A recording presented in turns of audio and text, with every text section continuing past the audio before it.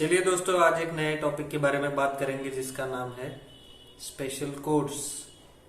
ठीक है सर, हमें आज तक लगता था कि कंपनीज एक्ट 2013 में सिर्फ एक ही कोर्ट है जिसको कहते हैं ट्रिब्यूनल। हाँ सर, वो तो पता था, जिसको कहते थे एनसीएलटी। बस वही होता है ना कि कोई और भी कोर्ट होता है। तो अभी टाइटल देख के तो पता चल गया कि कोई और कोर्ट भी होता है, लेकिन उसका इतना सिग्निफिकेंट इंपॉर्टेंस है क्या सर? हाँ बिल्कुल है। देखो बात सुनो, एनसीएलटी में कुछ सिलेक्टेड केसेस ही जाते हैं। For example IBC, insolvency and bankruptcy code. दूसरा क्या है? सीएए, मतलब कॉम्प्रोमाइज अरेंजमेंट एंड अमालगमेशन के रिलेटेड केसेस जो भी होते हैं। और तीसरा ऑपरेशन एंड मिसमैनेजमेंट। सर इनको छोड़ के कुछ अदर केसेस होते हैं कि हाँ होते हैं, छोटे मोटे केसेस होते हैं, लेकिन फिर भी ये इतना मेजोरिटी पार्ट कवर नहीं करता अपने कंपनीज एक्ट के सारे ऑफेंसेस को या पेनल्टीज को। तो सर कौन सा कोर्ट होता है जो इन चीजों को एंटरटेन करता है? उस कोर्ट को हम कहते हैं स्पेशल कोर्ट। सर ये पहले नहीं पता था, इसीलिए तो सिखा रहा हूं बच्चों। ठीक है, स्पेशल कोड प्रोविजंस दिए गए हैं स्पेशल कोड के। ये है उसका चैप्टर, सेक्शन 435 से 435 टू 446। ओके, पहला सेक्शन देखते हैं, एस्टैब्लिशमेंट। स्पेशल कोर्ट का एस्टैब्लिशमेंट कौन करेगा? Central government. हाँ सर समझ आ गया, एस्टैब्लिशमेंट करेगा सेंट्रल गवर्नमेंट। कैसे? By notification. अच्छा, and by designating as many special courts required, मतलब जितना उसको ठीक लगे, as the central government may deem fit, उतने स्पेशल कोर्ट्स को अपॉइंट किया जाएगा बाय द सेंट्रल गवर्नमेंट। कैसे? Via a notification. ठीक है, जजेस कैसे होंगे? तो इसके लिए दो कैटेगरीज है। जो भी ऑफेंसेस है कंपनीज एक्ट में, अगर उनमें इम्प्रिजनमेंट है, मैंने जेल वर्ड यूज किया है सिंपल अंडरस्टैंडिंग के लिए, लेकिन हमें वर्ड कौन सा याद रखना है? इम्प्रिजनमेंट। ठीक है, ऑफेंसेस जो इम्प्रिजनमेंट से रिलेटेड है फॉर 2 और मोर ईयर्स, 2 साल या 2 साल से ज्यादा की अगर जेल होती है, इम्प्रिजनमेंट होती है, किसी भी पेनल्टी में प्रिस्क्राइब किया गया है, तो जज कौन होगा? अ सिंगल जज holding office as one session जज, और कौन सा? एडिशनल सेशन जज। हाँ सर याद आ गया क्या? अगर कोई भी ऑफेंस है उसकी पेनल्टी क्या कहती है? 2 इयर्स या फिर उससे ज्यादा की अगर जेल है, मतलब इम्प्रिजनमेंट है, तो कौन सा जज होगा? अ सिंगल जज होल्डिंग ऑफिस एज सेशन जज और एडिशनल सेशन जज। इतना याद रहेगा। ठीक है, नेक्स्ट क्या है? Other offences.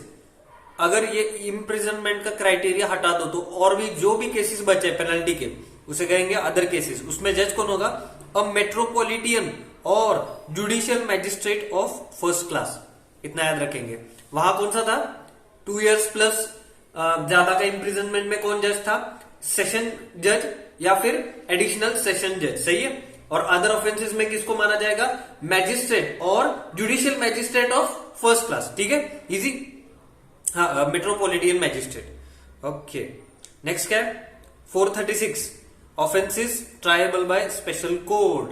सर एक मिनट, इतने सारे सेक्शन है तो सारे कवर करने क्या? नहीं, 2-3 सेक्शन देखेंगे, उतना ही इंपॉर्टेंट है, रेलेवेंट है इस चैप्टर के लिए, बाकी कुछ ज्यादा रेलेवेंट है नहीं। ठीक है, 436 क्या कह रहा है? Offences tribal by special code. आखिर स्पेशल कोड कौन सी चीजें कवर करेगा? ठीक है, तो सर एनसीएलटी और स्पेशल कोड में डिफरेंसेस क्या है बताऊंगा। पहले ये सेक्शन पढ़ते हैं, समझ आ जाएगा ऑटोमेटिकली। ठीक है, क्या बताया 436 में?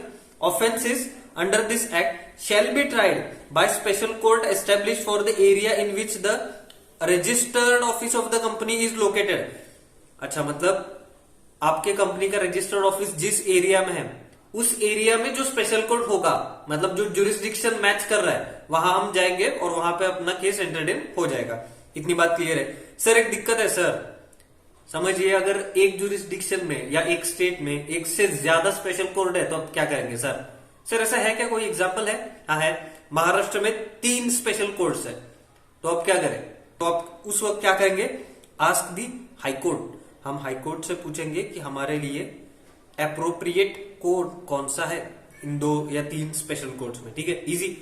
Next, where a person accuse of और suspected of commission of an offence under this act, मतलब ज्यादा हो गया, वो सेंटेंस ज्यादा बड़ा हो गया। ठीक है, सीधी भाषा में समझते हैं।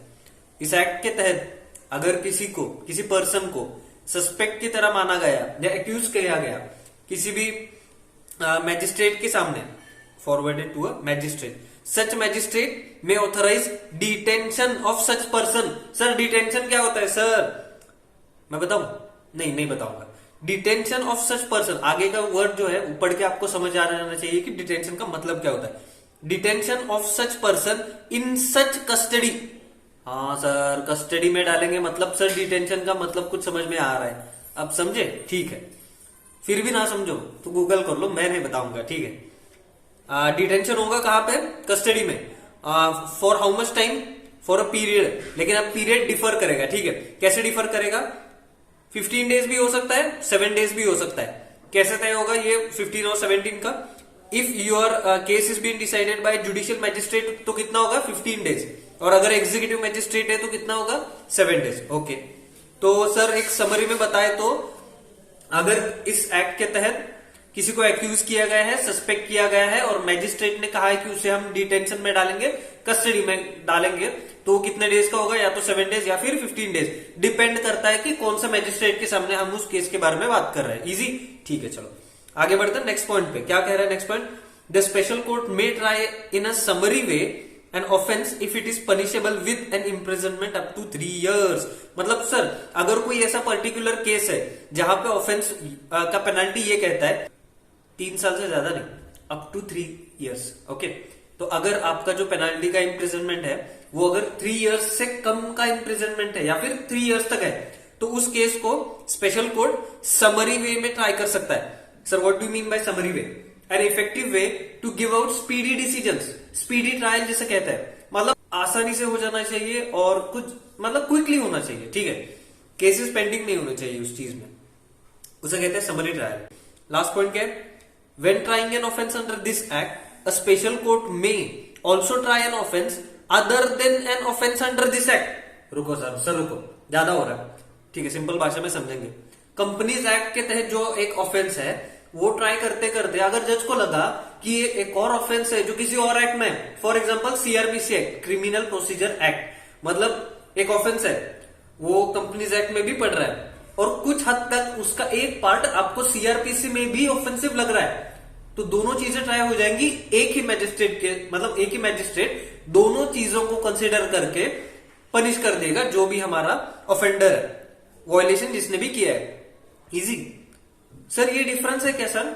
मतलब एनसीएलटी में जब भी केस जाता था तो एनसीएलटी किस ऑफेंसिस को या फिर किन प्रोविजंस के तहत ही काम करता था जो कि कंपनी लॉ से रिलेटेड है, उनको एनसीएलटी को सीआरपीसी से कुछ भी लेना देना नहीं था, लेकिन स्पेशल कोर्ट के पास ये पावर है। अच्छा, तभी तो ये स्पेशल कोर्ट है। हाँ सर अभी समझ में आ रहा है, ठीक है।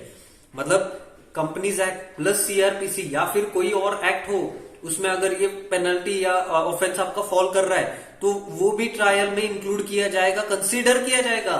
अच्छा, स्पेशल कोड आप समझ में आ रहा है। सर अपील एंड रिवीजन, हमको जो भी स्पेशल कोड का डिसीजन है वो समझ नहीं आया या फिर हम एग्रीव्ड है सर, हमको ये पसंद नहीं आया, हमको लग रहा है कि हम पे अन्याय हुआ है, हमको आगे किसी कोर्ट में जाना है। सर एनसीएलटी जब भी कोई डिसीजन देता था तब हम आगे कहां पे जाते थे?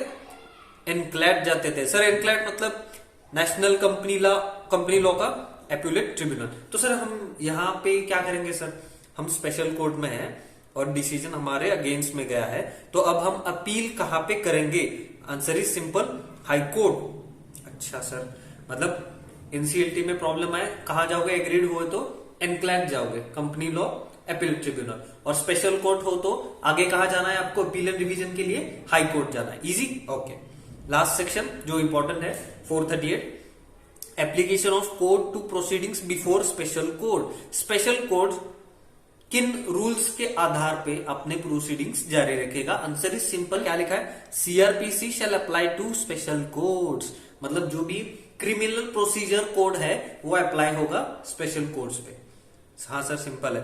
And the person conducting a prosecution before special court shall be deemed to be a public prosecutor. Easy, okay. Sir आप बताने वाले थे डिफरेंस क्या है, ठीक है, चलो डिफरेंस देखते हैं। छोटे मोटे डिफरेंसेस है एनसीएलटी और स्पेशल कोर्ट में। पहली चीज, स्पेशल कोर्ट जो है वो एक जुडिशियल अथॉरिटी है। अच्छा सर, तो सर एनसीएलटी नहीं है क्या?